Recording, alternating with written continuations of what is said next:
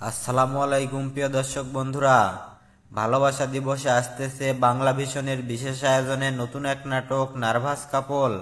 Nervous কাপল শিরোনামের নাটকে অভিনয় করেছেন নীলা আলমগীর এবং নীলা আলমগীরের সাথে প্রথমবারের মতো জুটি বেঁধেছেন আয়েশা খান।